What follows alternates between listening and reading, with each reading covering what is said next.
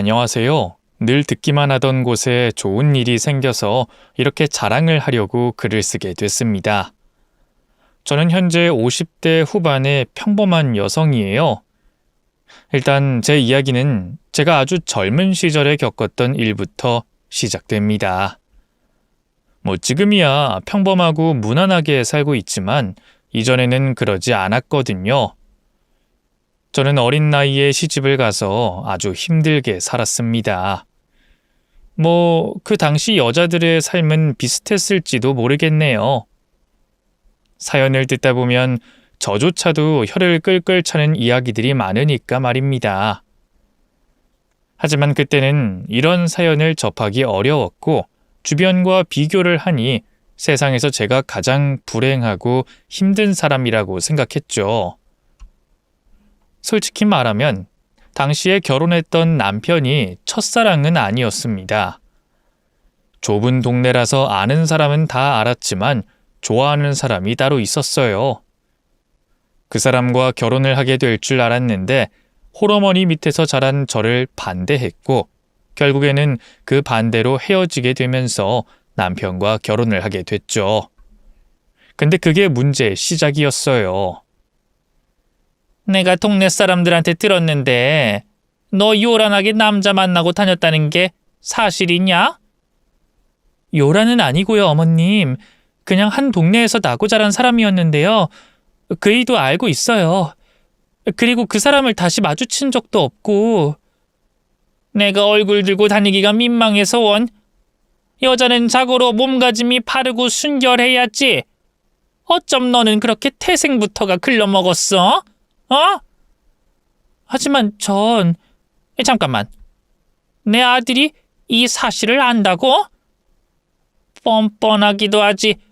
바로 옆 동네라서 소문이 안 날 수가 없는데 이 좁아터진 동네에서 시끌벅적 연애질이나 하고 온 너를 보면서 무슨 생각이 들었겠니? 얼마나 마음을 다쳤을 거며. 죄송합니다. 남자들은 다 똑같다. 너희 시아버지도 마찬가지야. 나랑 그 사람이 왜 결혼했는데? 내가 조신하고 얌전한 여자인 걸 알기 때문이었어. 여자들은 그래야지.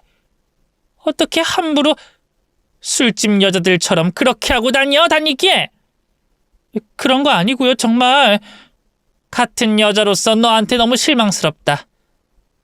지금 임신한 것도 혹시... 절대로 그런 거 아니고요. 어머님도 아시잖아요. 결혼한 게 2년이 넘었는데. 내가 뭘 알아? 뒤에서 호박씨 깔지 뭘 할지 내가 네 속을 어떻게 알아? 이렇게 가만히 있다가 뒤통수도 얻어맞았는데 너희 시아버지가 아시는 날엔 넌 집에서 쫓겨날 수도 있어. 그 시절에 지금처럼 친자 검사를 할 수 있는 것도 아니었기에 억울함을 증명할 방법이 없었습니다. 그저 아니라고 부정하고 구박을 견뎌내는 것이 최선이었죠. 더군다나 문제는 시어머니에게만 있는 것은 아니었어요. 이미 제가 더 어린 시절에 짧게 연애를 한 정도로 알고 있던 남편도 서서히 의심병이 자리 잡기 시작했던 거죠. 그때는 시어머니가 계속 그런 말을 해서 의심이 생겼다고 생각했는데 지금 와서 생각하면 원래 그런 남자였던 것 같습니다. 지금 뱃속에 그 아이 내 자식 아닌 거 아니야? 그놈 애새끼 아니냐고. 여보, 당신이 제일 잘 알면서 어떻게 그런 소리를 해요? 제발 그러지 좀 말아요. 내가 어떻게 알아? 덜컥 임신은 했는데 당신 좋다고 따라다니던 나를 그렇게 거절해놓고 책임 못 진다고 하니까 날 골랐던 거 아니야? 아니면 우리 아버지가 돈 좀 있어서 기어들어왔을 가능성도 있지. 여보! 먹긴 놈이 성낸다는 옛말이 틀린 게 하나도 없다는데 왜 그렇게 화를 내? 내가 없는 소리 한 게 아닌가 봐? 왜 우기고 그래요? 결혼한 게 2년이 넘어가는데 그리고 그 사람 결혼한 거 알잖아요. 결혼하면 결혼하면 다른 여자 안 만난대? 나 정도 되니까 한 여자만 보고 살지. 내 주변에는 다들 결혼은 결혼이고 연애는 연애라고 생각하는 놈들 천지에 깔렸어. 그게 정상은 아니잖아요. 뭐? 지금 설마 그 새끼 편드냐? 그런 거야? 아니, 내가 언제 그랬어요? 그 새끼는 안 그럴 거다 그런 말 한 거 아니야. 내가 그 놈도 다른 놈들이랑 다를 게 없다고 했더니 아니라고 반박한 거 맞지? 여보, 제발 그만해요. 우리 아이잖아요. 난 모르겠고 태어나 보면 알겠지. 임신 기간 내내 저는 시어머니에게 모진 구박을 당했고 남편 역시도 저를 매일 괴롭혔어요. 저를 의심하고 오해하는 건 참을 수 있었지만 아이에게까지 해가 갈까봐 너무 두려웠습니다. 그리고 아이는 태어났고 딸이었죠. 손발이 긴 걸 빼면 저를 꼭 닮은 예쁜 아이였고요. 그런데 그게 어머님 눈에는 또 좋지 않게 보였던 것 같습니다. 그건 시아버지도 마찬가지였고 말이죠. 아무래도 5대 독자 집안이라 그나마 빠른 임신을 했던 제게 잘해줬던 게 저 정도였는데 딸이라는 것은 앞으로 시집 생활이 더 험난할 걸 예고하는 예고편처럼 보였습니다. 걔집에 낳아봤자야. 그 애도 나중에 자라면 딱 네 꼴 날 거다. 왜? 자고로 딸은 엄마 팔자를 따라가게 돼 있거든. 그럼 어떻게 될까? 외간 남자들 이리저리 만나고 다니는 게 뻔하지. 그러다가 내 아들 같은 착한 애 만나서 뻔뻔하게 결혼하지 않겠어? 아직 어린아이한테 그런 말씀을 왜 하시는 거예요? 이게 다 피가 되고 살이 되는 거야. 네가 교육을 알아? 못 배운 티 내면서 평생 가난하게 산 주제 이제 뱃속에 쌀 좀 들어간다고 시어머니를 가르치려고 들어? 가르치는 게 아니라 아직 너무 어린 아이잖아요. 네? 시끄러! 그러니까 네가 몸을 잘 단돌이 했었어야지. 누가 그렇게 막 굴리래? 어머님! 우리 아들이 다 알아? 내가 물어보니 팔짝 뛰더라. 가증스럽기는. 그러고는 이 집에 들어와서 편하게 등 데우고 배불리고 그렇게 살아서 좋냐? 그럼 애라도 잘 낳아야지. 딸? 가당치도 않아서. 난 말이다. 늦게 낳긴 했어도 한 번에 우리 아들 낳았다. 내가 너 시집 올 때도 말했지? 아들 하나만 낳으라고. 고작 그것도 못하는 주제 쫓겨나도 할 말 없는 거야. 알아? 제 딸이 고작 2살일 때부터 시어머니는 자고 있는 제 딸에게 이상한 소리를 하셨습니다. 엄마를 닮아서 남자들이랑 가까이 지내겠다. 너 같은 애는 초장부터 교육을 단단히 시켜야 한다. 솔직히 그보다 입에 담지 못하는 상스러운 말도 했지만 글로 적기도 더러워서 쓰지 않았네요. 기본적으로 늘 제게도 비슷한 말들을 했었는데 고된 시집살이보다 더 고통스러웠던 것 같습니다. 매일 아침 새로운 국과 반찬을 만들어야 했고 점심과 저녁에는 다른 반찬이 3가지 이상이 있어야 했어요. 한 번이라도 같은 반찬이 겹쳐져 올라가면 그날은 상이 뒤집혔습니다. 바로 시아버지가 그랬어요. 외통수에 고집이 강한 것은 둘째로 치더라도 성질이 고약해서 남편도 시어머니도 조심스러워하는 그런 분이었죠. 아들은 어디 갔어? 왜 또 안 보여? 내가 아침만은 한 상에서 밥을 먹어야 가족이라고 그렇게 말을 했는데 이 새끼 또 노름판 같지? 아니에요. 조금 늦는 거지. 노름은 진작에 끊었고. 여보, 우리 아들 아시잖아요. 알긴 뭘 알아? 빌어먹을 놈. 기생충 같은 놈이 그 나이 처먹고도 돈 한 푼 못 버는 버러지 같은 놈이지. 그것도 하나밖에 없는 아들이라고 끼고 살아줬더니 감히. 여보, 화 푸세요. 아침 식사부터 하시고요. 시어머니는 부드럽게 시아버지를 달래고는 제게 돌아섰습니다. 너 때문에 내 아들이 밖으로 도는 거 아니야? 남자는 여자가 하는 거에 따라서 달라지는 거 몰라? 얼마나 속이 상했으면 밖으로 나가겠어? 그게 무슨 소리야? 속이 왜 상해? 아니 여보, 동네에서 소문이 그래요. 우리 며느리가 예전에 만났던 남자가 있었다고. 뭐?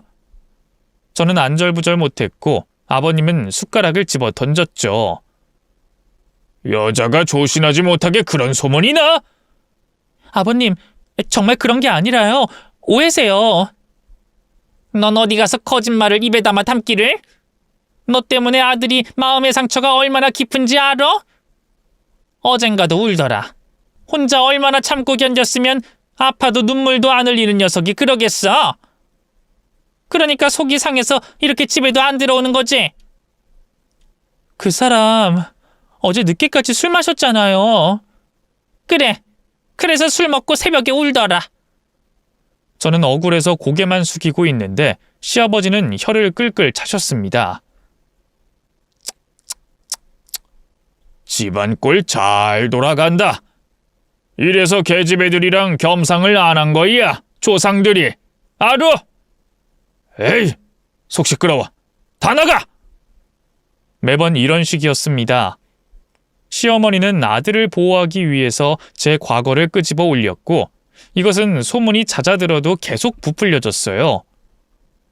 어느 순간부터는 아무것도 몰랐던 동네 어른들도 저를 보면서 손가락질을 할 정도였죠. 임신을 숨기려고 결혼을 했다는 둥, 외간 남자를 집에 끌어들이는 미친년이라는 둥, 유부남을 좋아하는 유부녀라는 소리까지도 들어야 했어요. 그리고 그런 소문들을 퍼뜨린 건 바로 시어머니였고 말이죠. 당시 저희 동네에 커다란 아름드리 나무가 있었는데 날이 좋으면 동네 사람들이 늘 모여서 야채를 다듬거나 이야기를 하는 공간이 있었어요. 바로 거기서 그런 이야기들이 만들어진 거였죠. 각자의 상상과 경험이 결합된 끔찍한 이야기 제작소라고 보시면 됩니다. 그리고 어느 날은 그곳에 있던 동네 할머니가 신내림을 받은 지 얼마 되지 않은 무당이 있다며 어머니에게 이야기를 한 모양이었어요. 특히나 아들을 낳게 하는 데는 그 사람이 최고라는 말과 함께 말이죠. 시어머니는 그걸 철석같이 믿었고 결국 어느 날은 부적을 받아오셨어요.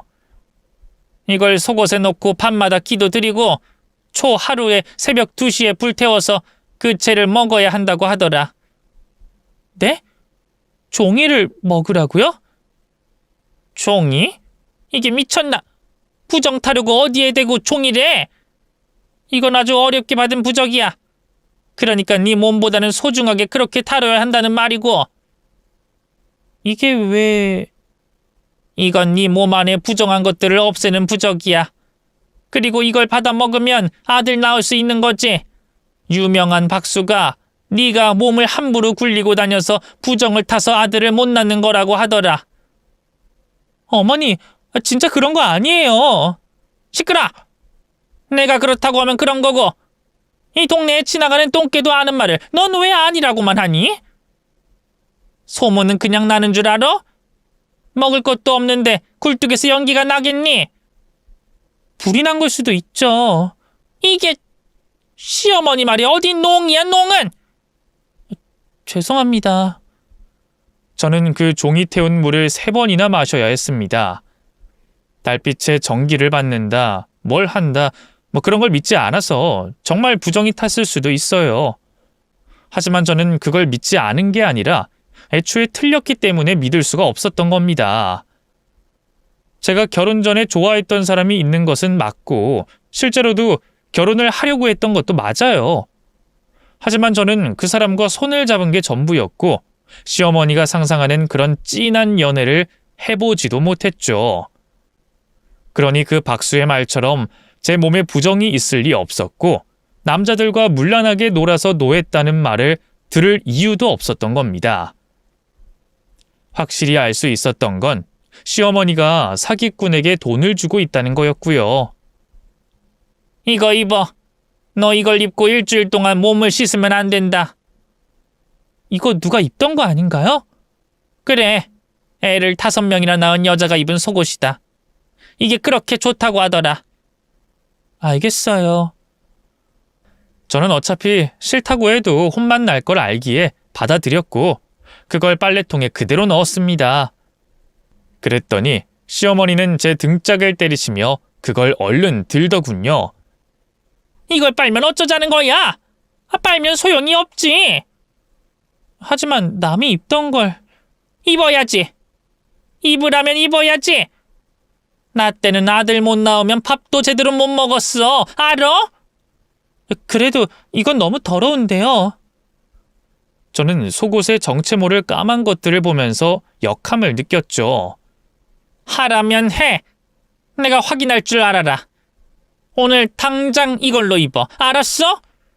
내가 수시로 볼 거니까. 이게 얼마인 줄 알면 넌 뒤로 자빠질 거다. 하지만 저는 입지 않았습니다. 애초에 신기도 없어서 아무 말이나 막 하는 그런 무당이 준 거라면 아들을 5 낳은 여자가 아니라 본인이 입었던 거라는 상상을 떨칠 수가 없었기 때문이었어요. 하지만 결국 저는 그 속옷을 입지 않은 게 걸려서 빗자루로 시어머니에게 맡기까지 했습니다. 한 번이 어렵다고 그 뒤로는 손이 자주 올라오시더군요. 뺨은 기본이고 머리채를 잡고 흔들기까지 하셨죠. 그리고는 아들 하다가 결국 어떤 풀뿌리를 받아오셨는데 그건 자신이 보는 앞에서 먹으라고 하셨습니다. 정말 끔찍한 맛이 났지만 피할 수 없어 마셨어요. 그리고는 정신을 잃었죠. 기억이 잘 나진 않습니다만 제 몸이 의도하지 않게 떨렸던 건 기억이 나네요. 그렇게 의식을 차렸을 때는 병원이었고 독초를 먹어 죽을 뻔했다는 소리를 들었습니다. 그런데 여기서 시어머니의 반응은 예상 외였어요.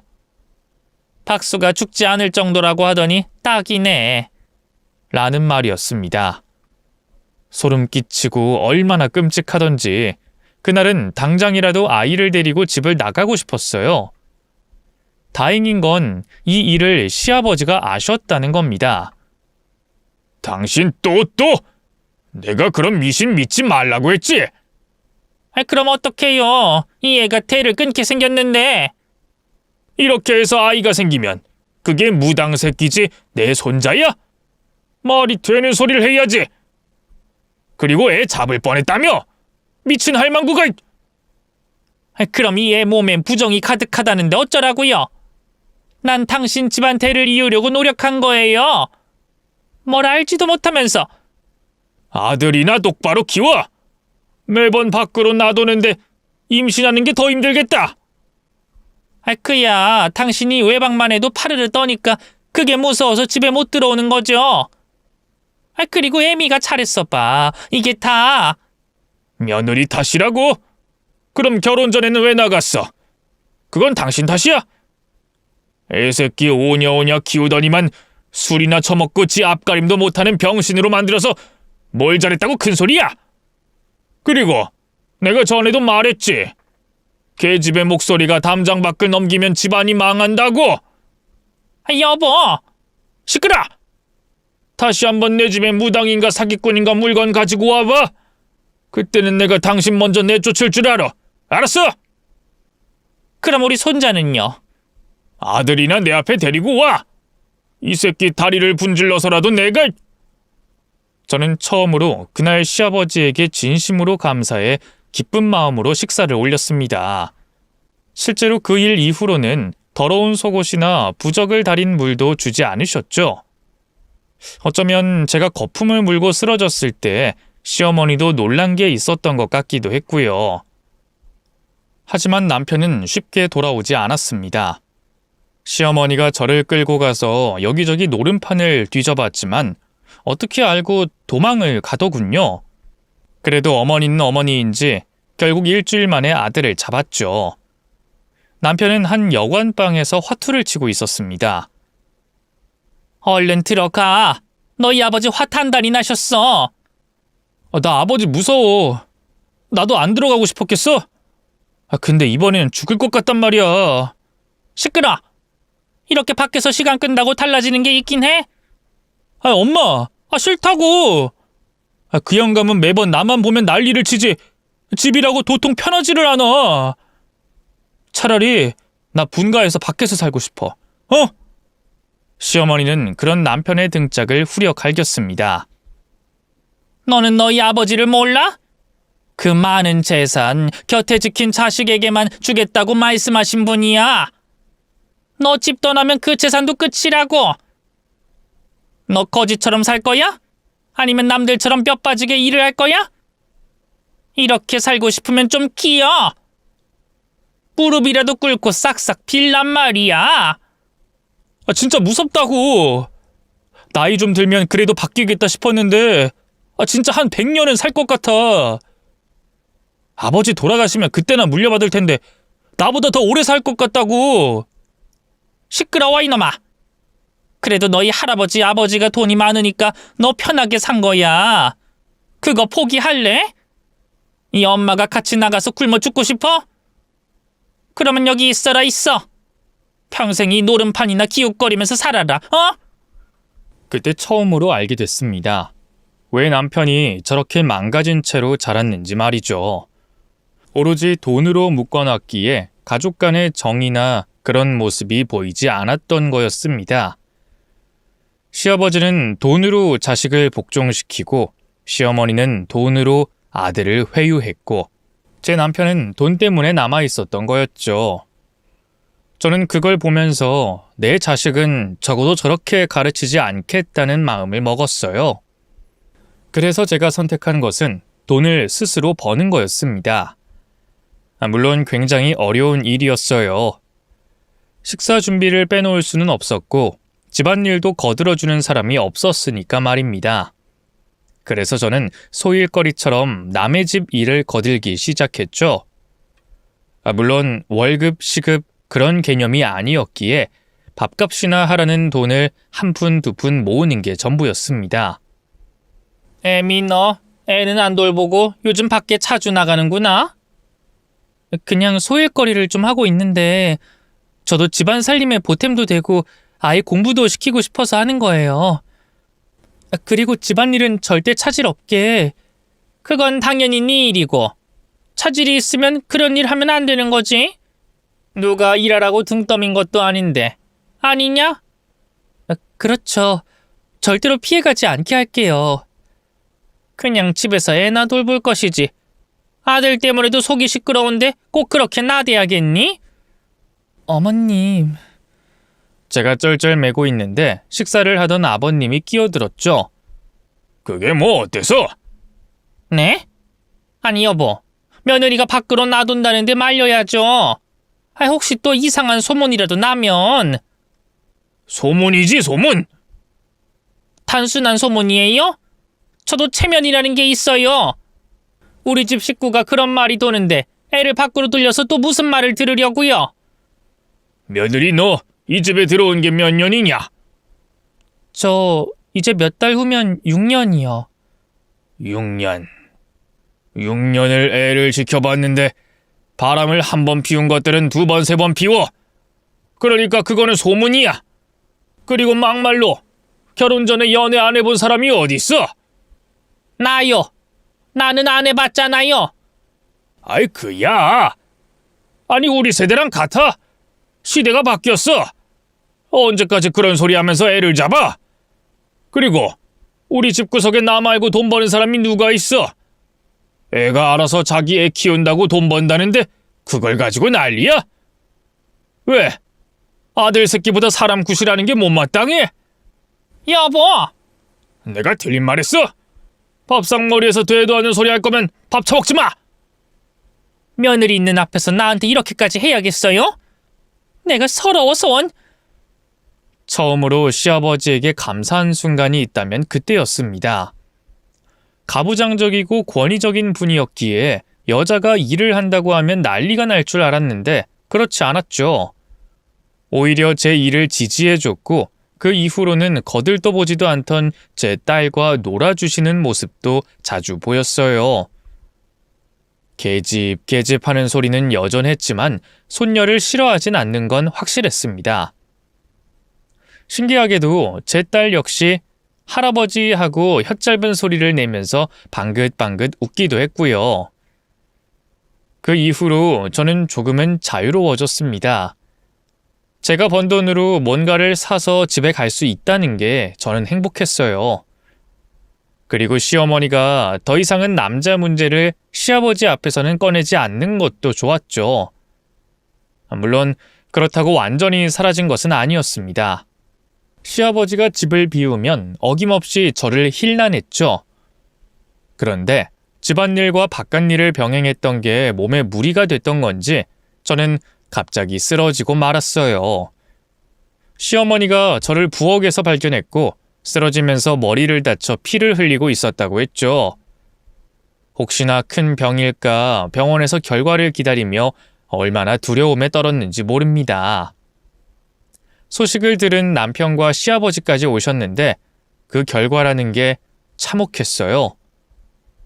생각하지도 못한 임신을 한 상태였고 너무 무리해서 유산을 했다고 했습니다. 거기다 자궁이 약해져서 더 이상 아이를 낳는 게 힘들 수도 있다는 말도 하셨고요. 그때부터 난리가 난 거죠. 그나마 제 편을 들어줬던 시아버지마저도 역정을 내셨고 남편은 화를 냈고 시어머니는 제 뺨을 때렸습니다. 그러게 내가 나가지 말라고 했지. 기어코 우리 집안 씨를 말렸구나. 아이 엄마, 그래도 사람들 보는데. 뭐, 보면 보라지. 내가 이제 동네 사람들 얼굴을 어떻게 보니? 너 이번에 흘린 애는 분명 아들이었을 거야. 박수가 그랬어. 아들이 들어설 거라고. 어머님, 정말 전 진짜 몰랐어요. 그랬겠지. 얼마나 싸돌아다니는데 정신이 팔리면 지 몸에 들어선 아기도 몰라? 이건 네가 죽인 거야. 내 손자 네가 죽인 거라고. 독한 년. 그깟 돈 몇 푼 벌자고 지 새끼를 죽여? 너 같은 며느리 필요 없다. 나가. 내 집에서. 어머니! 퇴원한 후에도 몸 상태가 좋지 않았어요. 이 유산이라는 게 아이를 낳은 것만큼 힘든 일이라고 요즘에 많은 사람들이 이야기했지만 그때는 그렇지도 않았죠. 그저 죄인이었고 죽을 죄를 저질렀기에 쉴 수도 없었습니다. 거기다 아이를 낳기 힘들다고 했던 그 말 때문에 남편은 제가 더 이상 여자가 아니라고 비난하더군요. 시어머니는 한술 더 떠서 저를 무차별적으로 구박하기 시작했고 시어머니가 소리 지르는 걸 못마땅해 하던 시아버지도 저를 없는 사람 취급하셨죠. 그런데 여기서 끝난 게 아니라 늘 입버릇처럼 넌 손주 못 나오면 바로 교체야. 라는 말을 실제로 실행하시려고 했다는 겁니다. 어느 날 저보다는 어리고 예쁜 아가씨를 집으로 데리고 들어와서 제게 소개를 시켰어요. 인사하렴. 앞으로 같이 지내게 될 형님이니까. 형님이요? 누구... 나이는 너보다 어리지만 이 집의 대를 이어줄 사람이야. 그러니 넌 존대하고 깍듯하게 모셔. 어머님! 놀란 척 하지 마라. 너도 예상했잖니? 그리고 나는 이 아이가 본처라고 생각할 거고 너는 첩이야, 첩. 불만 가지지 마라. 너도 네 남편 만나기 전에 다른 남자들이랑 놀았잖아. 그러니 내 아들도 충분히 그럴 자격이 있다고 본다, 나는. 그 여자와 눈이 마주쳤고 저는 그게 장난이 아니라는 걸 알게 됐습니다. 그렇게 멍하니 있는데 시어머니는 차라도 대접하라며 제게 소리를 꽥 질렀죠. 아가, 앞으로 넌 제 신경 쓸 것도 없다. 애초에 몸을 함부로 하던 여자야. 그러니까 본처 자리에는 네가 앉아야지. 우리 집 종년이라고 생각하고 절대로 신경 쓰지 마. 우리 아들도 제 거들떠 보지도 않어. 쫓아내고 싶은데 도통 나가질 않아서 데리고 있어주는 거지. 저는 부엌 구석에서 엉엉 울었습니다. 뒤늦게 그 이야기를 들은 남편이 그게 말이 되냐고 쪽팔린 짓을 한다고 제 편을 들어줬는데 막상 그 여자의 얼굴을 보더니 실실 웃더군요. 그 상황을 이겨낼 방법이 도통 없었습니다. 그때는 이혼이라는 게 쉽게 입에 올릴 문제도 아니었고 생계도 막막했기에 저는 참는 것을 택했죠. 그나마 시아버지는 굉장히 불경스러운 일이라고 했지만 손자를 원하는 마음 때문인지 쉽게 내치진 않으셨습니다. 엄마, 나 언제 저 사람이랑 합방하는지 알 수 있을까? 이 녀석아, 내가 날짜 받아왔다고 몇 번을 말해. 알았어. 나는 그냥 궁금해서 물은 거지. 빨리 손자 안겨드리고 싶어서 그래. 아유, 뭐 짐승 새끼도 아니고. 내가 왜? 내가 뭘? 난 진짜 그런 마음밖에 없다니까. 얼른 들어가. 제발 아버지 눈치 좀 살피고 집에 좀 기어 들어오고. 알았어? 알았어. 알았다고. 실제로 남편은 그 여자가 쏙 마음에 들었던 모양인지 모범적인 사람인 양 굴더군요. 저를 쫓아다닐 때도 그 모습이었습니다. 책임감 있고 여자를 위할 줄 아는 척 했었으니까요. 종종 꽃을 사들고 찾아오는 짓도 했습니다. 그럴 때마다 그 여자는 웃고 시어머니의 얼굴에도 꽃이 피었죠. 그래서 저는 불순물처럼 그 집안을 부유하곤 했습니다. 저는 애초에 그 집에 섞이지 못한 건 아닐까 자책도 많이 했어요. 제가 만약에 임신 사실을 알았고 정말 아들이 태어났다면 저렇게 살 수 있었을까 하는 헛된 상상에 빠지기도 했죠. 그렇게라도 하지 않으면 미칠 것 같았기 때문입니다. 그나마 다행인 게 하나 있다면 시아버지가 제 딸은 유독 예뻐했다는 거였죠. 아무래도 제 딸이 할아버지를 따르니 제가 미워도 그것만은 멈추지 않았던 것 같아요. 그래서 힘들어도 견뎠습니다. 견디다 보면 시아버지처럼 바뀔 수도 있다는 생각이 들었죠. 하지만 현실은 꼭 그렇지도 않습니다. 오히려 구박은 더 심해지더군요. 음식 똑바로 안 해? 이게 뭐야? 우리 며느리가 먹을 게 없잖아. 아버님이 좋아하는 음식으로 만들었던 건데요. 시끄러! 그럼 더 했어야지. 우리 며느리가 좋아하는 음식을 내가 괜히 너한테 말했을까? 눈치도 없고 자존심도 없고 너는 어쩜 이 집에서 그렇게 버텨? 이 집 귀신이라도 되려고 작정한 년 같아. 왜? 뭐 너희 시아버지 재산이 탐이 나든? 네 딸하고 콩고물이라도 떨어질까봐? 어머님, 진짜 그런 게 아니라요. 억울하면 나가. 나가면 믿어줄 테니. 어머님, 정말 너무하세요. 어쩌면 그런 말을 하세요? 저 손자는 못 낳았지만 우리 딸 잘 키우고 싶어요. 아빠 없는 아이 만들기 싫어서 저도 참고 있는 거라고요. 어디 눈을 동그랗게 뜨고 대들어. 생각해보니 너 우리 며느리한테 형님 소리도 안 하지?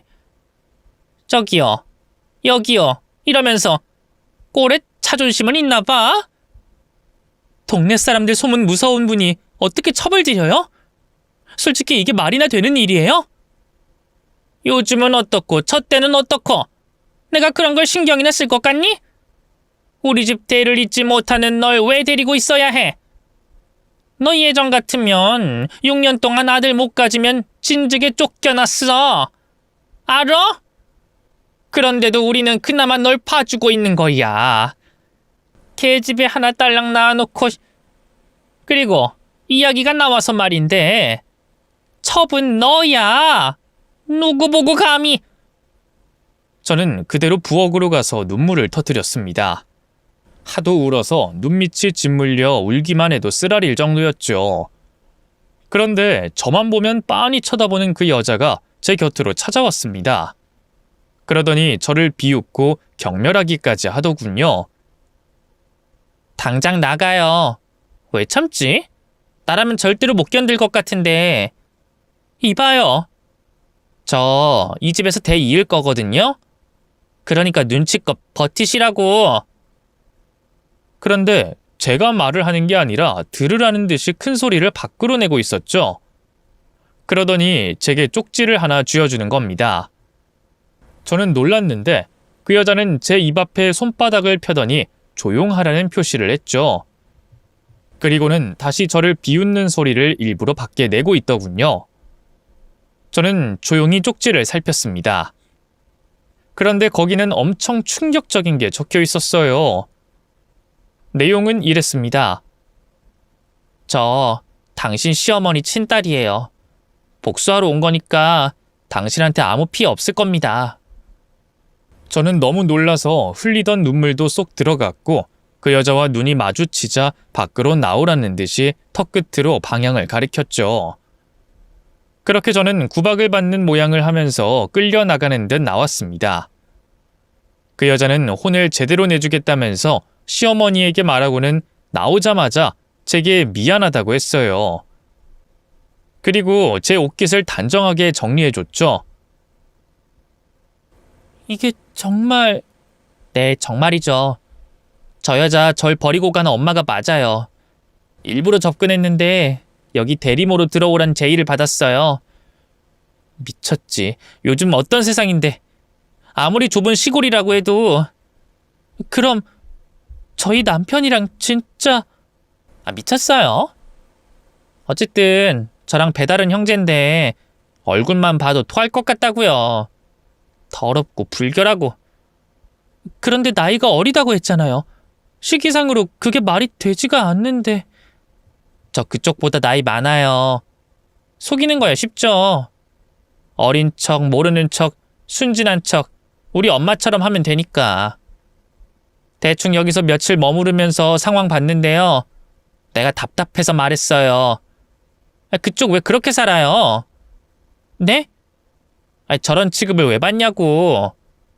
하지만 제 딸이... 딸? 나 엄마 없이 자랐어요. 저 여자가 돈 많은 남자 잡아서 결혼하려고 우리 아빠랑 나 버렸거든. 근데 저 여자 보니까 알겠어요. 엄마 없이 자란 게 훨씬 나은 선택이었다는 거. 딸을 위해서 그런다는 거 그거 책임전가죠. 나중에 딸한테 너만 아니었으면 이런 소리 하고 너를 위해서 이런 소리 짓거릴 거면 그냥 나가서 굶더라도 딸 데리고 나가라고요. 우리 딸이 아빠 없이 자라도 나을 거라고. 내가 복수하러 들어왔는데 당신 때문에 내장이 뒤틀릴 것 같아. 착한 것도 미련한 것도 정도가 있어요. 진짜 딸을 위해서면 나가서 떳떳하게 살아요. 빌어먹더라도 여기보단 나으니까. 아니면 정말 저 여자 말처럼 이 집 돈에 미련이 있어요? 절대로 그건 아니거든요, 저는. 그럼 빨리 결정 내려요. 왜냐면 이 집은 조만간 박살낼 거니까. 그 여자 말처럼 합방을 하루 앞두고 집안은 뒤집어졌습니다. 시아버지에게 그 여자는 자신의 친엄마를 찾으러 온 거라고 말을 했죠. 물론 시어머니는 절대 아니라고 미친년이라고 했지만 결정적으로 오래된 사진을 한 장 내밀며 일축했습니다. 전 처음 이야기를 듣고 저는 설마 하는 마음도 있었어요.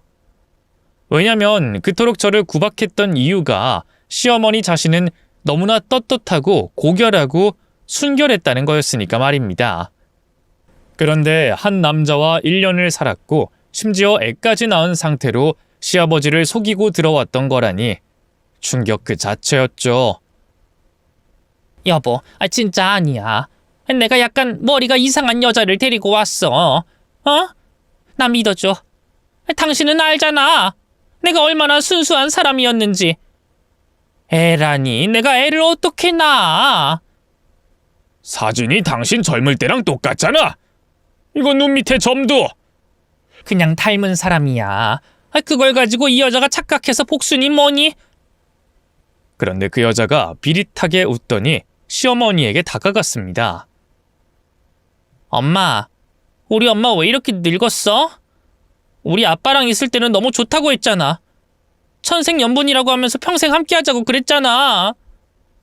무슨 소리야? 고작 1살이었던... 아니, 1살 때 집을 나갔다고 했으면 기억을 못하는 게 정상 아닌가? 아버님, 저요. 이제까지 엄마가 절 1살 때 버렸다는 말 한 적이 없어요. 근데 보세요. 이렇게 잘 아시네? 말했어! 아까 말했잖아! 시어머니는 소리를 꽥 지르며 그 여자를 밀었고 남편은 머리를 감싸며 앓는 소리를 냈죠. 그때 시아버지는 쿵쿵 큰 걸음으로 다가오시더니 시어머니의 뺨을 때렸습니다. 나는 그런 말 들은 적이 없어! 당장 내 집에서 나가! 당장! 여보, 내가 잘못했어. 내가 당신을 너무 사랑해서 거짓말을 좀 했던 거야. 당신이란 사람 이제 못 믿겠어. 나라고 당신 마냥 좋기만 했겠어? 매번 이상한 미신이나 믿고 무당한테 돈이나 갖다 주고 표독스럽고 못된 당신. 그럼에도 내 아들 낳아준 여자고 나 하나 믿고 시집온 사람이라 잘했어. 다른 여자한테 눈 한번 돌리지 않고 그렇게 살았고. 그렇지. 당신 좋은 사람이야. 근데 이건 실수야. 정말이야. 그래 여보. 당신이 며느리한테 그랬잖아. 누구나 한 번 연애를 안 해봤겠냐고. 어? 나도 그래. 근데 그걸 숨긴 게 그렇게 나빠? 우리 이제까지 부부로 산 세월을 생각해봐. 나 당신한테 잘했어. 조강지철을 어떻게 이런 일로 내칠 수가 있어? 내가 고작 애를 낳았다고 당신에게 나가라고 했을까? 난 가족을 버린 여자랑은 못 산다는 뜻이었어. 얼마나 독했으면 겨우 돌진한 애를 버리고 그렇게 살 수가 있어. 애가 얼마나 한이 맺혔으면 자기 아버지 죽었다고 엄마한테 복수를 하러 와. 여보, 잘못했어. 어? 나 어디가? 나 갈 곳도 없어. 시어머니는 무릎을 꿇고 싹싹 빌면서 울기 시작했습니다. 하지만 시아버지는 그런 시어머니를 받아주지 않았죠.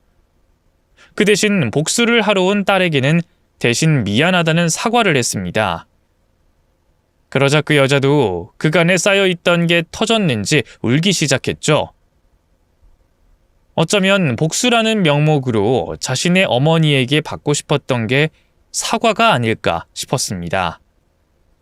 나중에 들은 이야기인데 사실 그 집으로 가서 시어머니가 너무 잘해줬기에 복수를 그만둘까 그런 생각을 했다고 해요.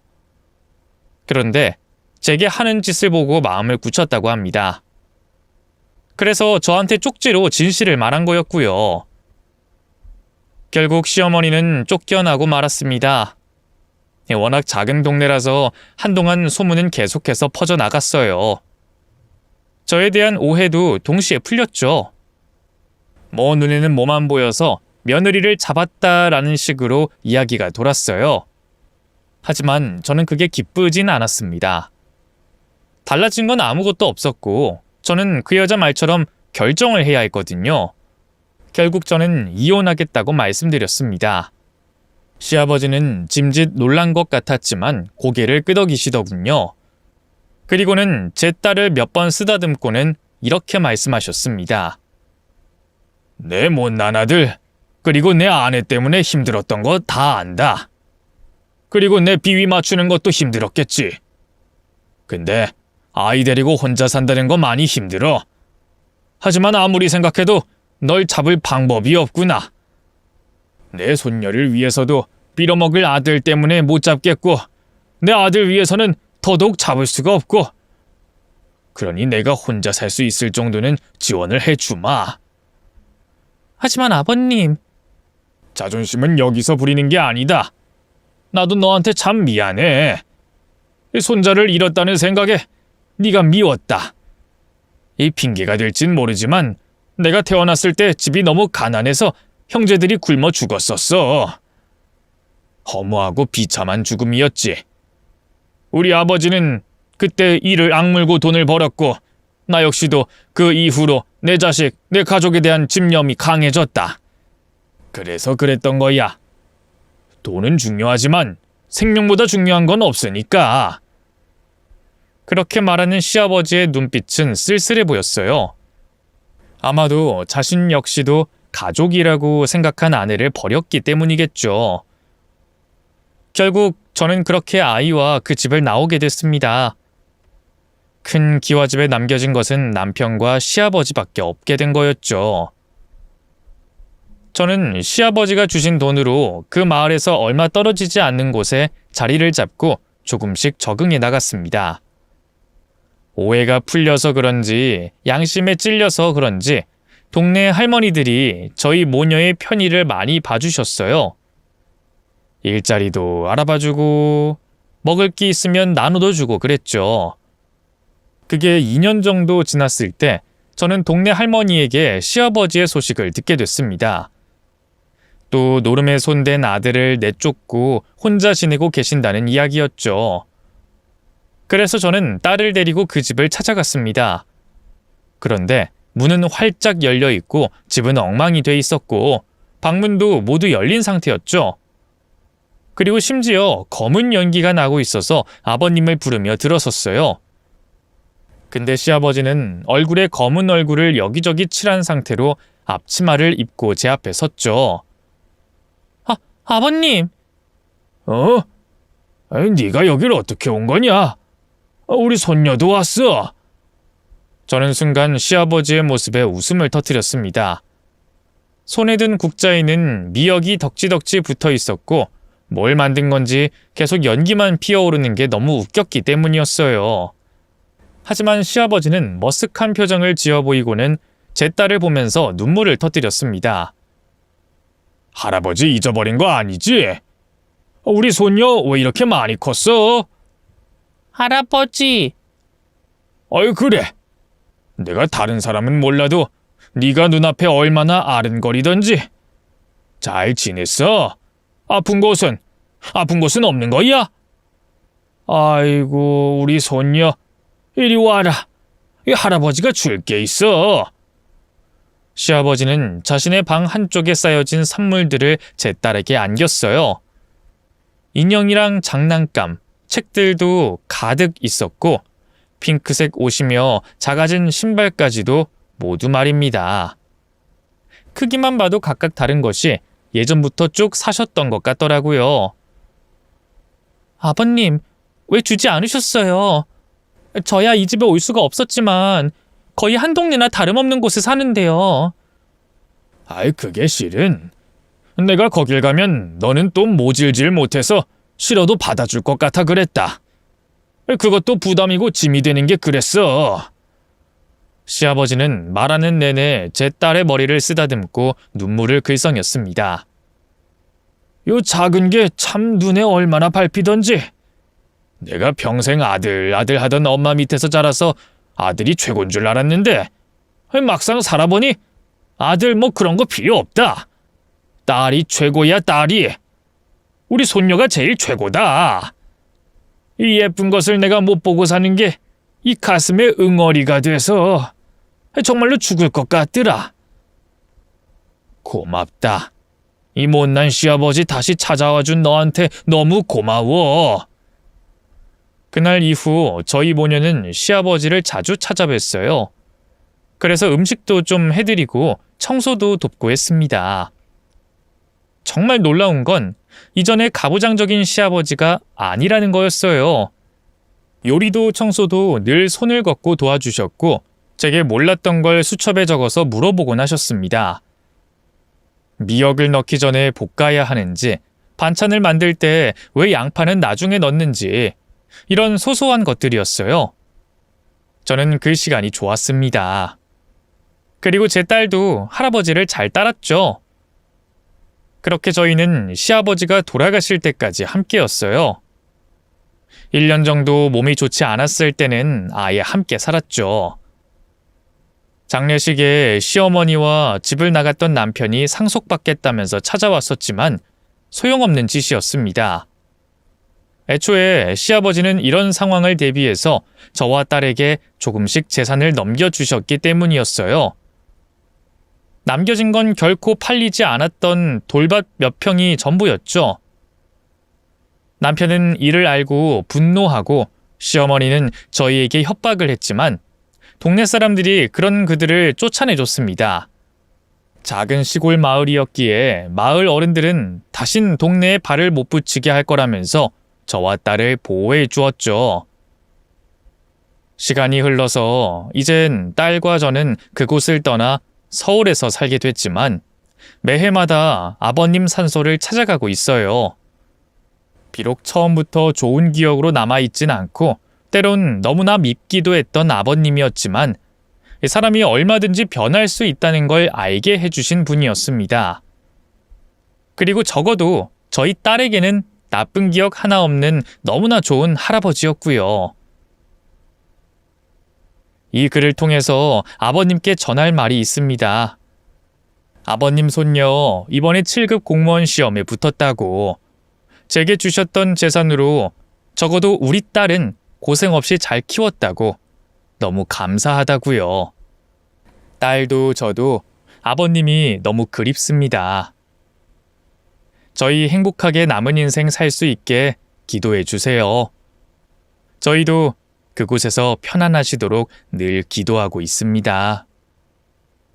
끝으로 제 이야기 들은 많은 분들에게도 감사를 전하고 싶고 행복을 기원할게요. 저희 모녀 앞으로도 잘 살겠습니다.